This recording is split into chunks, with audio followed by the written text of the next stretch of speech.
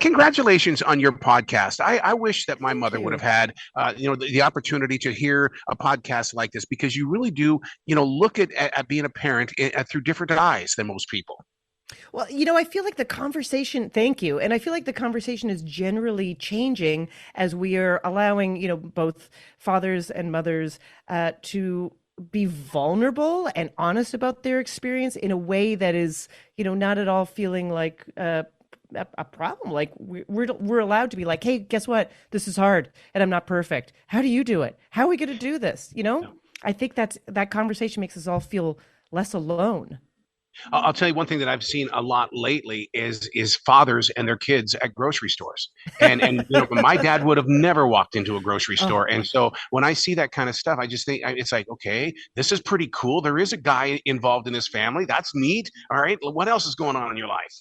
yeah, exactly. I also came from a very traditional in that way kind of family where my mother sort of did all the child care, domestic stuff, and my father would work and then come home at night and we would have dinner together. It was pretty traditional, but I don't live that life. And I am talking to a lot of other people in the creative field who also don't live that life, mainly because their life choices, even with their job, are totally different and Mhm. outside of the 9 to 5 range. And I think that is it's that's just the way we live now, and fathers are completely involved in everything. I go to the park on Sunday. It is all, I mean, it's hilarious, it's all fathers with their Yep. kids. Yep. And I always want to take a photo and send it to my even my older brothers and sisters and just go, this is not how we grew up. This is totally different. Yeah. So true, though. I mean, it was a typical household where dad would go to work in the morning, mom would stay home, and then when dad would get home, then it was family time. These days, I mean, so many people are putting their careers first. I mean, I'll tell you the type of parent I am now. I built Yeah. my whole entire life around my dog, and my dog is king. Oh yeah. Isn't that amazing when it's you're out for cocktails with friends and it's 9 p.m. and you're like, I gotta go home and walk the dog. That's it. Gotta go That's home it. and walk the dog. Yeah. Yep. Well, my hours are pretty wild because, I get up at 7 to bring my kid to school, and then I usually work during the day, and then at night, I put on a leather jacket and some makeup and I go out and do shows. So the amount of times my son has said to me at 7 years old, break a leg, mom, Yeah. is pretty. So, and I think, I'm not the only one with the night job out there. I just happen to work in stand up, and there's not a lot of great stand up shows at 9 a.m. Not yet. Well, on your podcast, I mean, I love the way that you break it down and you talk with other comedians and stuff like that, like Catherine Rittman. I mean, you kept it very real with this.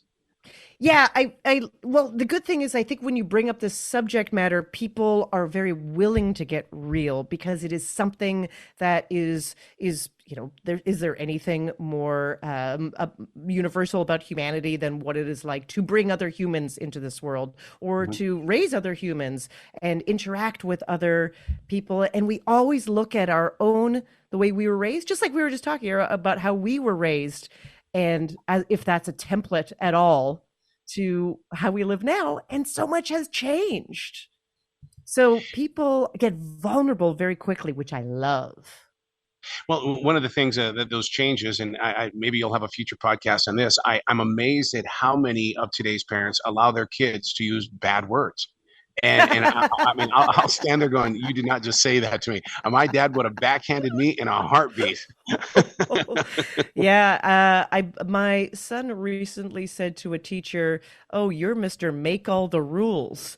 And he got in trouble. And he was like, "Why did I get in trouble? I think that's a funny joke." And I was like, "Yeah, this is going to be a hard one to explain. This whole respect thing about what's funny and what's not. When does a joke land?" But that is not even a language thing. That's just a combination. But yeah, also, but I think that's another, like, language is completely changing because you look at how people talk about their lives through even social media, and we use very different language. as a parent Brave and New on this World. podcast, how are you dealing with where the mindsets of the young adults are? Because as a parental leader, I've still got to have those conversations about what's happening in Ukraine. Yeah. We've got this guy in North Korea that won't stop Oh. shooting missiles into the sky, and I want to be able to tap into their fear and help them understand that they're not alone. Yeah, and I think, there's better resources for that now than I feel. I mean, as much as I kind of bash technology at times for making my Hmm. life hard, where I'm like, get that iPhone out of your hand, it's helpful because there's a lot more guidance out there of how to talk to kids of any age about some of these harder things. And I think, again, there was I grew up during a lot of unrest in the world as well, but it was not talked about. Hmm. And I think there's a positive here where we can acknowledge that things are bad. We can talk about hope. We can talk about activism. We can talk about making positive change. And we can talk about how to do that as a family, even if it's on a grassroots level, which I think is much more positive than the way I remember hearing it, which is sort of the television in the background of the living room and getting these snippets and then people saying to me, don't worry about it. Yeah. Can you teach creativity to kids? I think every kid is creative. Personally, I think Yep. every kid is creative. I think that is all about just let them go. And my kid likes to draw, and I actually posted like, "Hey, does anyone know of a good drawing class for a 7-year-old?" And so many people came back and said, "No drawing classes, just let them go." And I thought that was great advice. Honestly, just let them go. I think we all wanted to dance as kids. I feel a little. I am someone that should not dance like nobody's watching, but when I'm not a great dancer, but I have made myself like kind of lose my self consciousness and dance with my kid just with any song that we're throwing on because I love that expression and I want to show him that it's okay for his mom to be goofy and embarrassing. And honestly, Absolutely. I hope to embarrass him forever. So now, when you're crafting your jokes, are you in a room all by yourself? Because come on, some of the worst critics are family. Yeah, I don't really throw my jokes past my 7-year-old. Not yet. He throws a lot of jokes past me, and some of them are pretty good. But yeah, so I write. Of course, I write in the small room, and then the only test is actually going out to the audience, and so it's just taking it out on stage and seeing how things fly, and just gauging your crowd through their beers or glasses of wines or whatever night they're having, and figuring out what hits and what they're confused by and what needs to be sharpened. Occasionally I will try something on a friend, and it's always great when they're like, "Yeah, sure, you can try that." You're like, got it. Needs more work." I've been blessed with the opportunity to be with Roy Wood Jr. This is a man that is so Yes. funny, and he can take you in any direction. How did you get him to find the focus for your podcast on that one, or was it Oh was he an yeah. easy conversation? Yeah, no, I mean, and that was in person, which was so great because he lives in New York. We've been friends for a while, just through the comedy community, and I have interviewed him before on NPR and such. So when I started this, I love his comedy and I love his parenting comedy. So I Yeah. said, do you have some time? And he graciously was like, "Yeah, I'm totally in." And it was interesting because we were talking all about what he's working on, but also he has a young boy too, the same age, almost the same age as my child. So we are talking about being present for this young child. And I Hmm. asked him about how he is trying to figure out his work life balance, and which is such a question that moms get asked. And he did say to me, no one's ever asked me that. And he appreciated answering it because sometimes we forget, as much as we put all this stuff on moms about how are you balancing it all, there's very active other parental people that are also need to shuffle, Yeah. and him giving voice to that, I think was really interesting, and also good. It was revealing. His kid, by the way, gets 2 bags for free on Delta, which makes me jealous. You talk about that balancing and stuff like that. I live a Google Calendar life. Oh, If me too. there's a box in there that isn't filled, by God, Oh I'm my going to figure goodness. out a way to fill it up. Yes. Oh, me too. When I look at what I've showed my calendar to other people and they just look at me like, "What are you doing?" Um, yeah, I am such bucket of time. Bucket Yeah, of time that someone says you have an hour to do this. Guess what? That's all you have. But I my calendar is crazy. I think we absolutely. all have wild calendars these days, which is I think why there's so much talk about like, hey, take a breath, everybody. But you're right though. The way that we and but the thing is though, this is the way that my daughter explained it to me. I did Okay. what I did because you guys were never home. And I'm going, oh, oh. So now it's all on me. Okay, so you're not in trouble. It's my fault now. Oh my God. How old is your daughter? Oh, she's 42 now, but Whoa. Oh, so lucky. So so I mean lucky. I have crazy little 18-year-old grandkids and stuff like that. Oh So what I my oh goodness. my God. And you spill the guts on what the daughter was like when she was a kid, and you're going, it's crazy. Yeah, but I mean, I imagine you were both not at home because you were working, you were It was making it radio. happen. It was radio. It was being on a live stage. I mean, it was Yeah. music. It was yeah, and it was like, wow, you mean I can do this too, and I can do this too, and so yeah, I've never said I no to a live performance. Yeah, I completely relate to that. And I have, just with a 7-year-old, have been given some grief, I will say, as I'm leaving to go do a show on the regular. And I have said to him, this was actually, I didn't come up with this. I read it and kind of put it together. But I have said to him, I am doing something that I love. This is like a privilege that I have even figured out a way to make something I love a career. And I hope in your life you find something that is my greatest wish for you to find something you love. So see you later.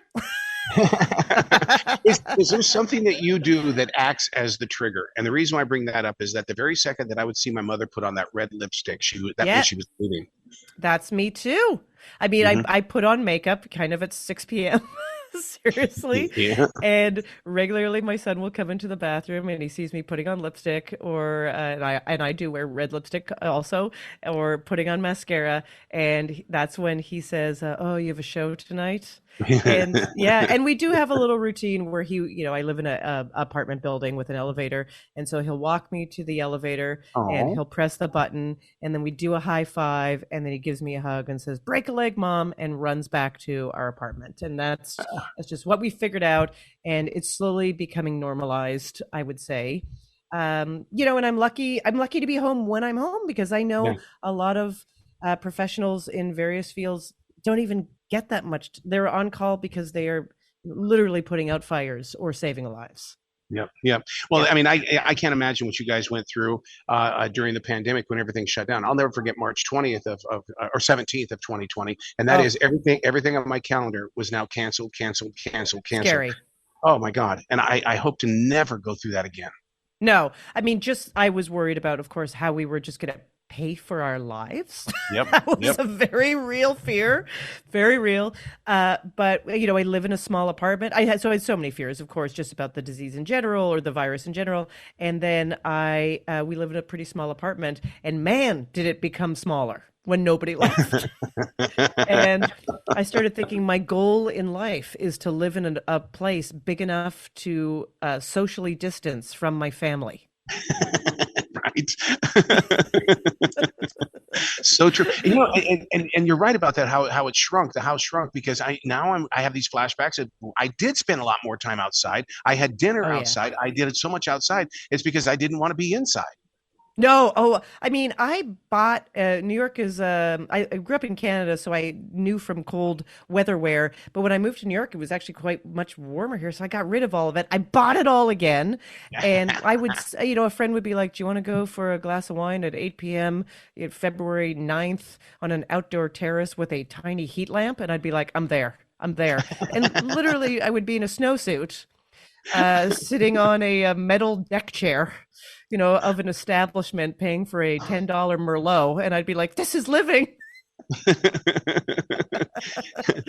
On your podcast, Parenting is a Joke, which is on iHeartRadio, you speak with Jesse Klein about reaching outside the performance. I think sometimes many creative people don't realize that they are a system of multiple people, and you have to reach out of that performance in order to have a peace in your life. Yeah, I mean, so that's another thing. There's so many transitions so many Yeah. of us go through. And I think, I find it very harsh. And I think she was speaking to that too, where you are a parent and that requires a certain kind of attention and mindset. And then you have to make this quick transition to all of a sudden, you're this kind of independent creative thinker, or you're on stage and you're being cool and you're there for like this intense entertainment place, and these transitions are quick and you have to do them quickly and be these different people, and what it is like to switch between all of Yep. that Yep. and kind of still really like nurture yourself a little bit, because it's intense feeling like you're giving all to one thing and then giving all to the other things. That's why I call it post-production blues, because it's like, okay, give me a second here. I'm currently in a post-production blues moment. Let me catch my breath again. Yeah, when scuba divers come up too quickly from deep sea diving, and they have to go through like a chamber. They sit in a Yep. decompression chamber. I Yep. want one of those for us. I want a little like place where I can just like get through my bends before I whisk off to my next thing. So Because you true. need that. Yeah. Oh man, you got to come back to this show anytime in the future. The door is Oh, always be open for you. thank you so much. It's great talking to you. I'm literally jealous that your children, I don't know if you have one or more, but at least your daughter has grown up and you have grandkids that age. Because I feel like that's got to feel like an accomplishment. Yeah, yeah, and I'll tell you the one of the greatest things about it is that it just you get to see your children grow up again. Except this time it's in slow motion. The first time around, life goes too fast. Yeah, right. And then you recognize things. You're like, oh yeah, that's great. All right, well, talk to your mom or dad about that. All right, That's it. That's thanks. it. Well, you be brilliant today, okay? Thank you so much. You too. Such a You bet. pleasure. Bye bye.